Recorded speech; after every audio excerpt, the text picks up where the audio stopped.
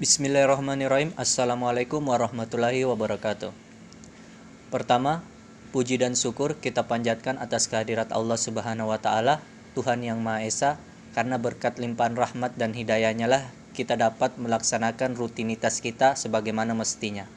Salawat serta salam tidak lupa kita kirimkan kepada junjungan besar Nabi kita Muhammad SAW beserta para keluarga, para sahabat, para tabiin, dan semoga kita senantiasa menjadi pengikut umat beliau hingga akhir zaman nanti. Baik, dalam video kali ini saya akan menjelaskan mengenai tugas yang diberikan oleh dosen pengampu mata kuliah Hukum Perlindungan Perempuan dan Anak, yaitu mengenai ketidaksetaraan gender. Sebelum itu, kita harus mengetahui apa itu yang dimaksud dengan gender. Terminologi tentang gender pertama kali dikemukakan oleh John Money, yaitu seorang ahli seksualitas dari Selandia Baru, yaitu pada tahun 1955, yang kemudian terminologi ini kita kenal sampai saat ini. Nah, dalam video singkat ini saya akan menjelaskan beberapa faktor tentang ketidaksetaraan gender. Yang pertama adalah faktor multiburden. Faktor multiburden adalah faktor peran ganda, di mana antara pihak, baik itu dari laki-laki ataupun perempuan, memiliki peran ganda yang lebih berat. Akan tetapi, multiburden ini terkhusus kepada perempuan. Lebih banyak mengena terhadap perempuan. Contoh sederhananya seperti begini. Perempuan bekerja di ranah publik, laki-laki juga bekerja di ranah publik. Akan tetapi, ketika pulang di rumah, perempuan kembali mengerjakan tanggung jawab dan kewajibannya sebagai ibu rumah tangga ataupun seorang istri. Jadi dia mendapatkan dua peran ganda yang dari publik dan privat. Sedangkan pria atau laki-laki itu hanya memiliki tanggung jawab kewajiban pada ranah publik, hanya pada di kantor. Sedangkan ketika dia pulang di rumah, dia tidak mendapatkan peran apa-apa lagi. Beda dengan perempuan. Nah, itu faktor yang pertama. Faktor yang kedua adalah faktor diskriminasi. Diskriminasi terhadap gender adalah suatu perlakuan, pembedaan perlakuan terhadap pihak, baik itu laki-laki ataupun perempuan. Akan tetapi seringkali yang diperlakukan secara diskriminasi adalah seorang perempuan, baik itu dari sektor ekonomi, sektor budaya, ataupun politik, pemerintahan, dan lain sebagainya. Kita ambil contoh yang sederhana. Misal, perempuan di Australia 15,7% itu digaji lebih rendah dibandingkan laki-laki dalam posisi yang sama. Ini adalah suatu bentuk ketidaksetaraan gender. Suatu bentuk perlakuan yang diskriminasi yang dilakukan oleh perusahaan ataupun pemerintah setempat. Nah, itu faktor yang kedua. Faktor yang ketiga adalah faktor stereotip gender. Sebelumnya, kita harus mengetahui kata stereotip berasal dari bahasa Yunani, yang artinya stereos, yang artinya adalah padat atau kaku. Kemudian typos, artinya model. Secara terminologi, kita dapat artikan stereotip gender, suatu penilaian yang secara subjektif mengenah kepada seseorang. Tapi secara umum, itu mengenah kepada perempuan, di mana perempuan sering dinilai subjektif. Misal, perempuan memiliki sifat cenderung cerewet atau banyak bicara dibandingkan dengan laki-laki yang memiliki badan yang kuat, fisik yang kuat atau otot yang kuat. Nah, itu adalah stereotip gender. Ada penilaian subjektif yang dilakukan oleh masyarakat ataupun sekelompok orang. Nah, kemudian faktor yang keempat adalah faktor subordinasi.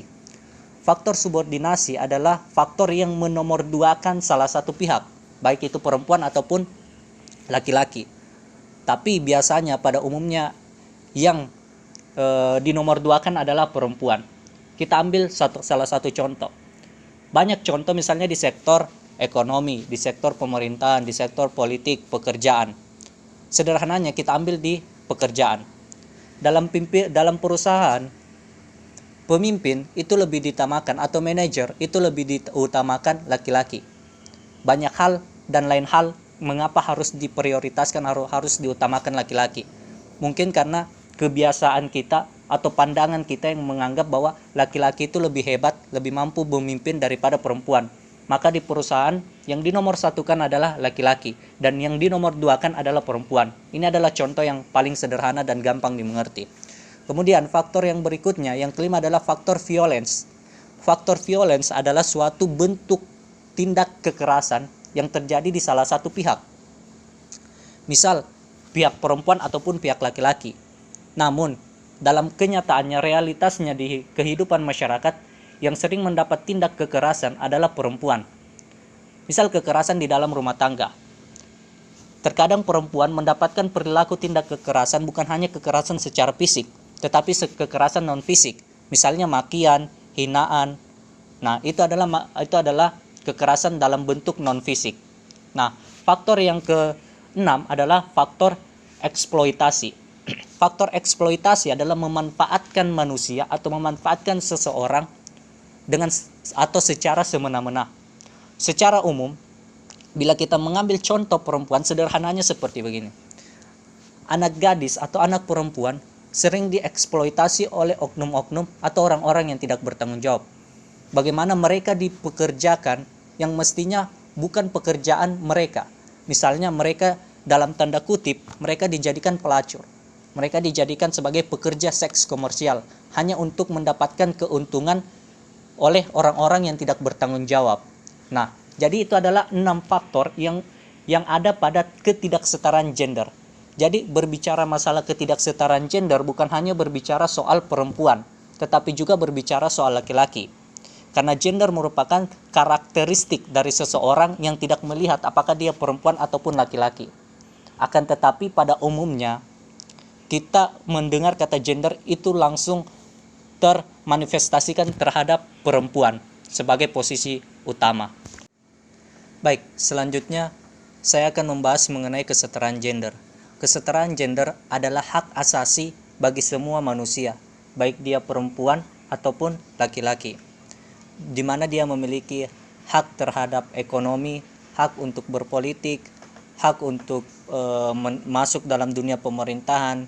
Hak ini sama antara laki-laki dan perempuan, termasuk hak untuk menentukan jalan hidup. Itulah yang disebut dengan egaliter gender, di mana kalau kita ingat semboyan dari Prancis, fraternité, égalité, liberté, di mana dia memasukkan egaliter sebagai kesetaraan yang mesti dipunyai oleh setiap warga negaranya.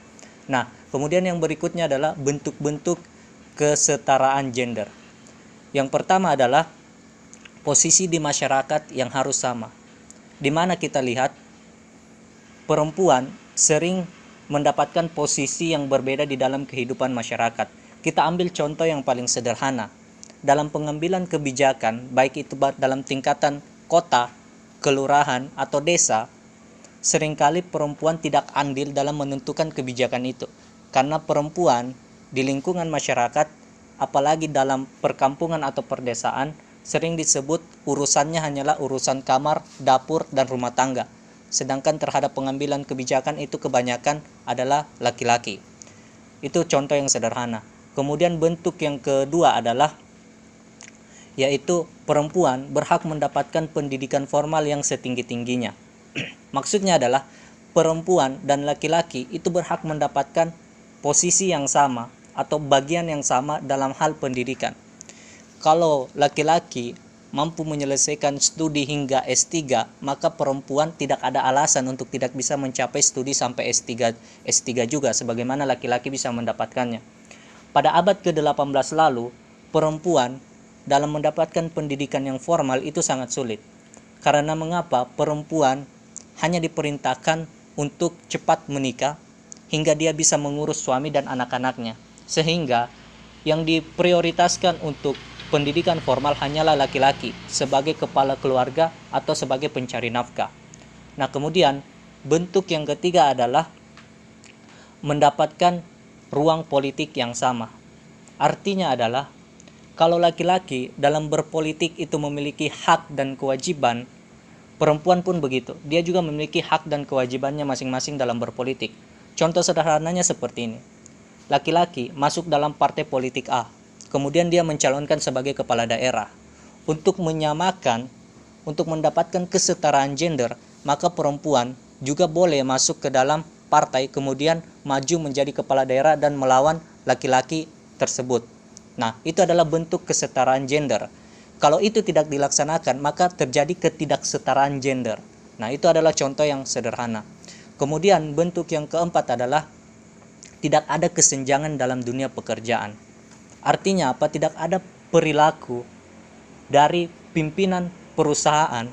Kalau berbicara masalah konteks pekerjaan, tidak ada perilaku yang dilakukan oleh pimpinan perusahaan yang mendiskreditkan perempuan atau menomorduakan perempuan. Misal, dalam menentukan posisi manajer atau pemimpin perusahaan, itu lebih diprioritaskan laki-laki daripada perempuan. Nah, ini adalah bentuk ketidaksetaraan. Yang mestinya dilihat adalah kualitas dari antara laki-laki dan perempuan. Kalau pada kenyataannya kualitas perempuan lebih baik daripada laki-laki untuk memimpin, maka tidak ada alasan untuk menjadikan perempuan nomor 2 untuk memimpin sebuah perusahaan. Nah, itu adalah contoh yang sederhana dalam lingkungan pekerjaan. Nah, kemudian bentuk yang berikutnya adalah mendapatkan hak milik yang sama. Artinya adalah setiap orang, baik itu perempuan ataupun laki-laki, berhak mendapatkan hak milik yang sama. Contoh sederhananya, kalau laki-laki mempunyai mobil pribadi yang dimana mobil itu dikeluarkan atas namanya, maka perempuan juga mempunyai hak untuk membeli mobil atau memiliki mobil dengan bukti kepemilikan atas namanya pribadi, bukan atas nama suaminya ataupun atas nama laki-laki. Begitu pula dengan sertifikat tanah. Laki-laki boleh memiliki sertifikat tanah atas nama pribadinya, begitu pula dengan perempuan boleh memiliki sertifikat tanah atas nama pribadinya. Itulah yang dinamakan memiliki hak milik yang sama. Maka terciptalah kesetaraan gender. Kalau itu tidak terwujud, sekali lagi maka tidak tercipta kesetaraan gender. Kemudian yang berikutnya adalah ketidakadilan gender. Ketidakadilan gender adalah suatu posisi atau suatu perilaku di mana salah satu pihak merasa diperlakukan tidak sama terhadap orang lain. Baik itu pada sektor ekonomi, sektor politik, pemerintahan, negara, budaya, dan lain sebagainya. Nah, kemudian yang berikutnya adalah saya akan mengambil salah satu contoh kasus di mana ada kekerasan terhadap gender. Jadi bukan ketidakadilan gender lagi, tetapi kekerasan terhadap gender. Kekerasan terhadap gender terkhusus kepada perempuan, di mana ada perilaku tindak kekerasan yang objeknya adalah perempuan. Kita ambil pada kasus tahun 2016 lalu, di mana salah satu karyawan swasta meninggal, dia dipukul, diperlakukan secara semena-mena, kemudian dia diperkosa. Terjadi pada tahun 2016 lalu di Indonesia. Kalau kita masih ingat, itu adalah kasus daripada Eno, salah satu karyawan swasta di sebuah perusahaan di Indonesia. Kita lihat ada kekerasan terhadap gender, yaitu ada kekerasan terhadap perempuan. Inilah yang mestinya kita minimalisir, sehingga terjadi kesetaraan gender, terjadi keadilan gender, kemudian kekerasan terhadap perempuan bisa kita hilangkan atau paling tidak kita kurangi. Nah, itu adalah salah satu contohnya. Kemudian kita mengambil legal standing atau dasar hukum terhadap perlindungan perempuan. Nah, yang pertama adalah Undang-Undang Nomor 7 Tahun 1984 tentang pengesahan konvensi mengenai penghapusan segala bentuk diskriminasi terhadap wanita. Yang pertama. Yang kedua adalah Undang-Undang Nomor 23 Tahun 2004 tentang kekerasan dalam rumah tangga. Kemudian yang berikutnya adalah Peraturan Menteri Pemberdayaan Perempuan dan Perlindungan Anak Nomor 6 Tahun 2015 tentang sistem pemberdayaan perempuan dan anak. Nah, itu adalah dasar hukum legal standing bahwa semua gender, baik itu perempuan ataupun laki-laki, itu harus setara. Tetapi memfokuskan kepada perempuan, karena perempuan sering menjadi objek ketidaksetaraan, ketidakadilan, dan kekerasan terhadap gender. Nah, itu adalah beberapa penjelasan singkat mengenai ketidaksetaraan gender, ketidakadilan gender, bentuk-bentuknya, dan juga contoh kasusnya. Nah, sebagai penutup, saya ingin mengajak kepada seluruh pihak, siapapun yang menonton, terkhusus kepada masyarakat, terhadap laki-laki dan perempuan, bahwa untuk menghilangkan ketidakadilan gender perlu adanya jiwa pemikiran yang kita bangun melalui konstruksi berpikir kita yang harus kita rubah, baik itu di kalangan masyarakat, diri kita pribadi, ataupun lingkungan-lingkungan sekitar kita. Tidak boleh lagi kita menganggap bahwa perempuan itu lebih hebat, laki-laki itu lebih hebat dibandingkan dengan perempuan. Karena mengapa? Sejatinya banyak pemimpin-pemimpin besar, banyak pemimpin-pemimpin dunia yang bisa hebat memimpin itu justru lahir dari rahim seorang wanita. Jadi tidak ada alasan bahwa wanita itu tidak bisa seperti laki-laki. Karena para pemimpin itu lahir dari rahim laki-laki. Justru mereka lahir dari kandungan perempuan, rahim perempuan. Justru mereka dikandung, dirawat hingga besar menjadi pemimpin yang hebat justru oleh perempuan, yaitu ibunya sendiri.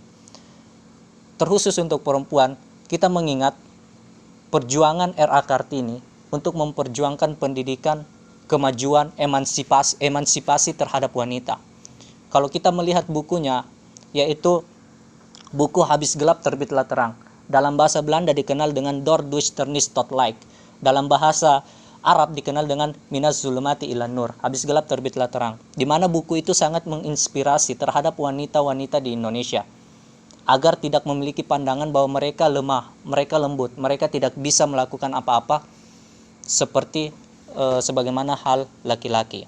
Nah, jadi saya kembali mengingatkan agar hilangkan semua pemikiran-pemikiran ketidaksetaraan gender, kekerasan terhadap perempuan, dan ketidakadilan gender. Semua memiliki porsi hak dan tanggung jawab yang sama. Nah, itulah video singkat mengenai ketidaksetaraan gender, ketidakadilan gender, ataupun kekerasan terhadap perempuan. Semoga video ini bermanfaat dan memberikan nilai edukasi terhadap siapapun yang menonton, terkhusus masyarakat, baik itu perempuan ataupun laki-laki. Akhir kata, billahi fisabilillah, fastabiqul khairat. Assalamualaikum warahmatullahi wabarakatuh.